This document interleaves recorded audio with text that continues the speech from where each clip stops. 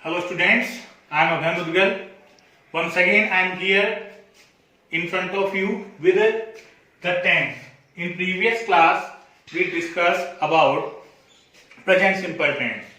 In today's class we are discussing about present continuous tense. आज की class में हम present continuous tense के बारे में डिस्कशन करेंगे. सबसे पहली बात तो है कि जैसा प्रेजेंट सिंपल में आपको बताया था कि आपके पास में इंग्लिश का ही सेंटेंस होगा और उस इंग्लिश के सेंटेंस में जो एडवर्ब दी हुई होंगी उन एडवर्ब के आधार पर आपको सेंटेंस को पहचानना है और उसको पूरा तैयार करना है.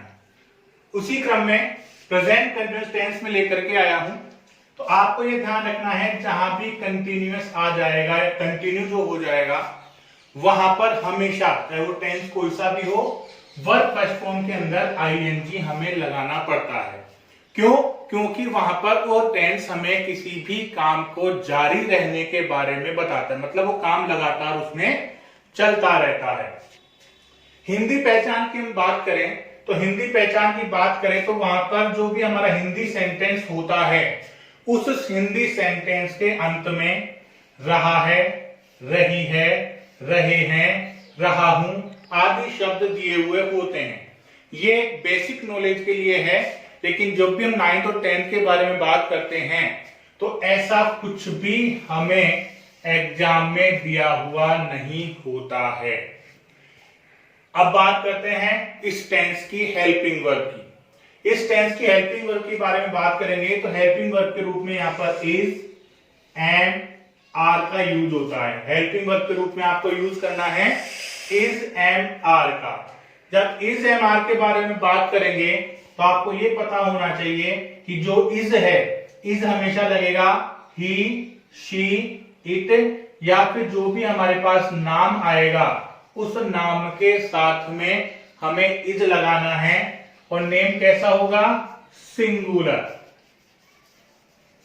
सिंगुलर नेम हमारे पास में होगा. जो एम है ये एम हमेशा अकेले आई के लिए ही काम में आएगा. जो भी हमें हमारा सब्जेक्ट यदि आई है तो उस आई के साथ में हमेशा हम एम का यूज करेंगे. और रही बात आर की तो आर का यूज आपका यू, वी, दे और जितने भी प्लूरल होते हैं उन प्लूरल के साथ में आर का यूज होता है. ऐसे में जब मेन वर्ब के बारे में हम बात करते हैं तो मेन वर्ब के बारे में जब भी बताएंगे तो आपको ये ध्यान रखना है कि वहां पर वर्ब फर्स्ट फॉर्म का यूज होता है और आईएनजी वहां पर लगाया जाता है. आईएनजी लगने के कारण वो वर्ब हमेशा कंटिन्यूटी के अंदर आ जाती है, मतलब वो कार्य वहां पर प्रोग्रेस में चल रहा है. ऐसे में अब हमें कैसे पता लगाएं कि यहां पर जो सेंटेंस है वो प्रेजेंट सिंपल का है या प्रेजेंट कंटिन्यूअस का है? तो उनके लिए हमें एडवर्ब दी हुई होती हैं और जो एडवर्ब होती हैं वो अधिकतर हमारे पास सेंटेंस के लास्ट में आती हैं. इस टेंस की जो मुख्य एडवर्ब होती हैं वो है हमारे पास now, now a days, these days, at this time, at this moment, today, currently, at present, still, this. अब दिस के साथ में मॉर्निंग हो सकता है, वीक हो सकता है, मंथ हो सकता है, ईयर हो सकता है. और सबसे बड़ी बात यह है कि कई बार ऐसे सेंटेंस भी हमारे पास होते हैं जो वर्ब फर्स्ट फॉर्म से तो शुरू हो जाते हैं और उनके सामने हमें मिल जाता है. जब साइन ऑफ एक्सक्लेमेशन हमें मिल जाएगा और उसके बाद भी यदि वाक्य चालू है तो उस परिस्थिति में हम लोग वहां पर इज, एम, आर का प्रयोग आगे वाले वाक्य में करते हैं. अब हम कुछ एग्जाम्पल डिस्कस करते हैं जिसके आधार पर हम ये पता लगा सकें कि किस प्रकार से हम इन सेंटेंसेस को भरते हैं. पहला सेंटेंस हमारे पास है राम वॉच ए क्रिकेट मैच. यहां पे हमें लास्ट में दे दिया नाउ. अभी हमने थोड़ी देर पहले जब एडवर्ब डिस्कस करी थी तो उसमें प्रेजेंट कंटिन्यूअस के अंदर सबसे पहले डिस्कस किया था नाउ को. नाउ हमारे पास जब भी किसी सेंटेंस में आएगा और उस सेंटेंस के हमें करेक्ट फॉर्म यदि फिल करनी है तो ऐसी स्थिति के अंदर हम वहां पर is am are plus verb first form का यूज करेंगे। अब आपको ध्यान रखना है, यहां पर सब्जेक्ट है हमारे पास राम। राम एक हमारे पास नाम है। जब भी हमारे पास कोई नाम होगा उस नाम में हमें इज का यूज करना है। जब भी सब्जेक्ट के रूप में ही, शी, इट या किसी भी व्यक्ति का नाम आ जाएगा तो उस परिस्थिति में हम लोग वहां पर इज हेल्पिंग वर्ब का यूज करेंगे। जो भी प्रेजेंट कंटिन्यूअस होते हैं उनमें हमें वर्ब की फर्स्ट फॉर्म का यूज करना होता है। वर्ब फर्स्ट फॉर्म हमेशा आपको ब्रैकेट में दी हुई होगी। पिछली क्लास में मैंने बताया था कि जो वर्ब फर्स्ट फॉर्म है या तो वो सेंटेंस के बीच में या फिर सेंटेंस के लास्ट में आपको दी हुई हो सकती है। यहां पर दिया हुआ है हमें वर्ब फर्स्ट फॉर्म के रूप में वॉच, और कंटिन्यूअस के कारण जैसे नाउ हमारे पास में आ गया, उस स्थिति में हम वर्ब फर्स्ट फॉर्म में आईएनजी जोड़ देते हैं। तो ये बन जाएगा Ram is watching A cricket match now. ये ध्यान रखना है, जब भी आपके पास नाउ आ जाएगा तो उस परिस्थिति में आपको वहां पर इज एम आर का यूज करना है और वर्ब फर्स्ट फॉर्म में आईएनजी लगा देना है। दूसरा सेंटेंस कह रहा है we read a book at this time. यहां पर आपको दे दिया at this time. At this time भी आपके प्रेजेंट कंटिन्यूअस सेंटेंस का ही एक एडवर्ब है। तो यहां भी हमें इज एम आर के साथ में वर्ब फर्स्ट फॉर्म के साथ आईएनजी का यूज करना है। अब सबसे पहले हम सब्जेक्ट देखेंगे। सब्जेक्ट यहां पे आ रहा है वी। जब भी वी हमारे पास सब्जेक्ट होगा तो यहां पर इज एम आर में से आर हेल्पिंग वर्ब का यूज हम करेंगे। जैसे पहले के सेंटेंस की तरह रीड वो वर्ब फर्स्ट फॉर्म है, वो ब्रैकेट में हमें दी हुई है और जो भी इज एम आर होते हैं उनके साथ हमेशा वर्ब फर्स्ट फॉर्म आएगा और उस वर्ब फर्स्ट फॉर्म में हम आईएनजी जोड़ देंगे जिससे कि वो सेंटेंस हमारा प्रेजेंट कंटिन्यूअस का हो जाएगा। तीसरा सेंटेंस कह रहा है आई राइट ए ड्रामा करंटली। यहां पर आपके सामने करंटली आ गया। करंटली भी हमारे पास में प्रेजेंट कंटिन्यूअस टेंस की एक एडवर्ब होती है।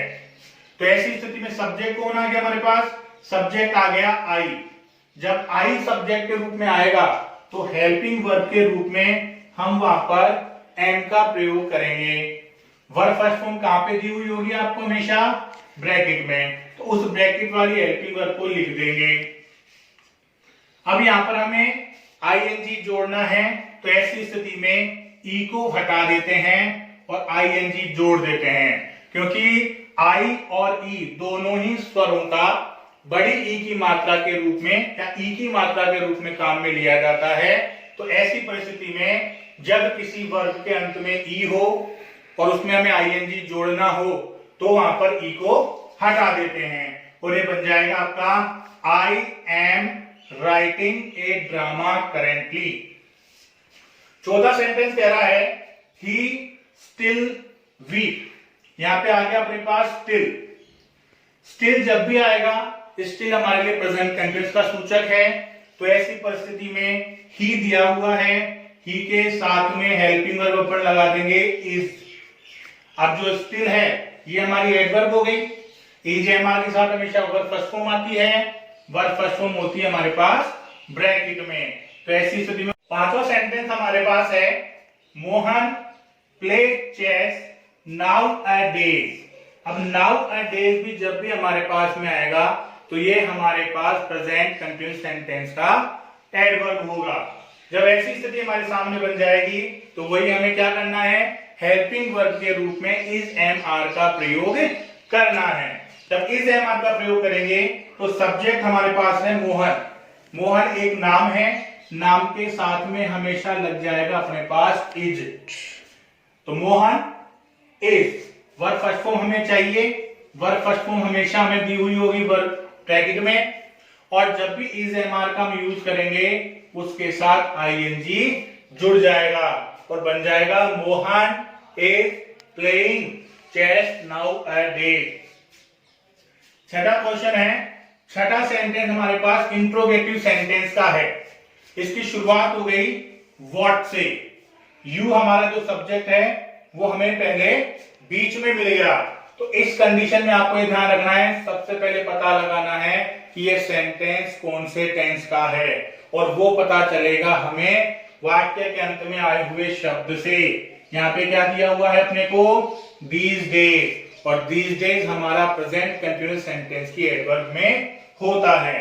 अब जब हमारे पास व्हाट से सेंटेंस शुरू हो गया, लास्ट में हमारे पास क्वेश्चन मार्क आ गया, तो उस परिस्थिति में आपको ये ध्यान रखना है जो भी हेल्पिंग वर्ब है वो हमेशा सब्जेक्ट से पहले आ जाएगी। यहाँ पर सब्जेक्ट के रूप में हमें दिया हुआ है यू, तो यू से पहले हेल्पिंग वर्ब के रूप में काम आ जाएगा हमारा आर, तो बन जाएगा व्हाट आर यू।